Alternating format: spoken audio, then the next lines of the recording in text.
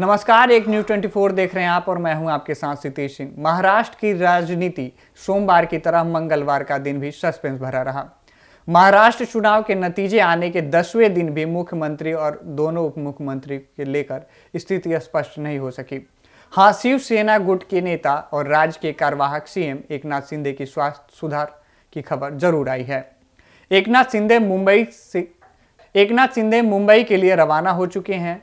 अब ऐसे में लगने लगा है कि आज रात तक महाराष्ट्र की जनता को कुछ गुड न्यूज मिल जाए। बीजेपी के सीएम चेहरा देवेंद्र फडणवीस पहले से ही मुंबई में खूंटा गाड़े हुए हैं, लेकिन महानियुक्ति के अंदर एक और महासहयोगी दल एनसीपी नेता अजित पवार को लेकर थोड़ा परेशानी बढ़ने की खबर है।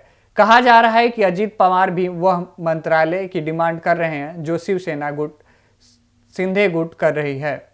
आपको बता दें कि एनसीपी नेता अजित पवार सोमवार शाम से दिल्ली में हैं।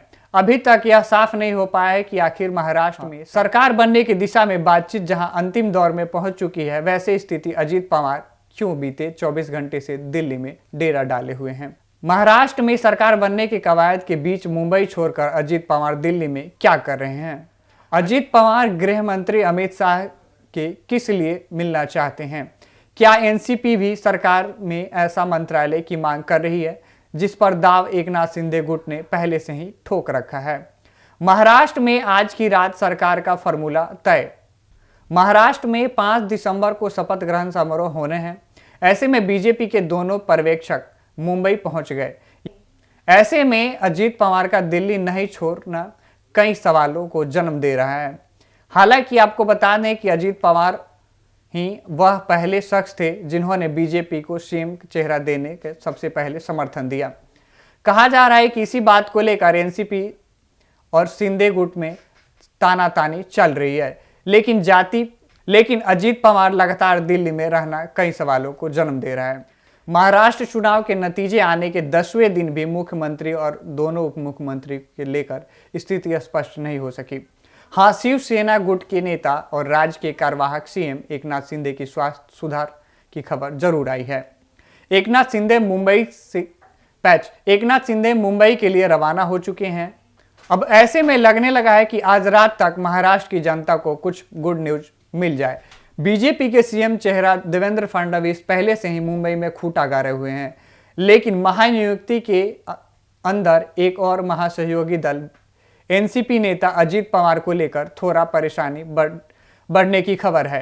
कहा जा रहा है कि अजित पवार भी वह मंत्रालय की डिमांड कर रहे हैं जो शिवसेना गुट शिंदे गुट कर रही है।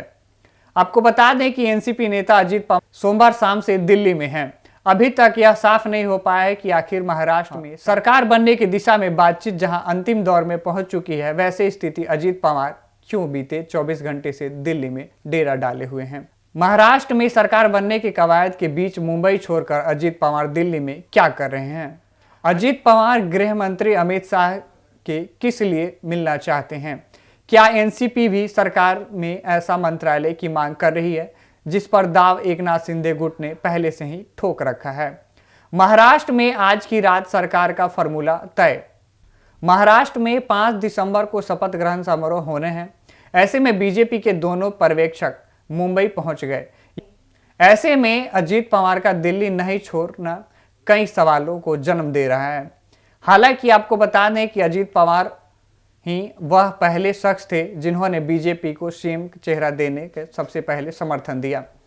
कहा जा रहा है कि इसी बात को लेकर एनसीपी और शिंदे गुट में तानातानी चल रही है, लेकिन अजित पवार लगातार दिल्ली में रहना कई सवालों को जन्म दे रहा है। इस पर आपकी क्या राय है, हमें कमेंट सेक्शन में जरूर बताएं। साथ ही ऐसे तमाम अपडेट्स के लिए देखते रहें एक न्यूज 24।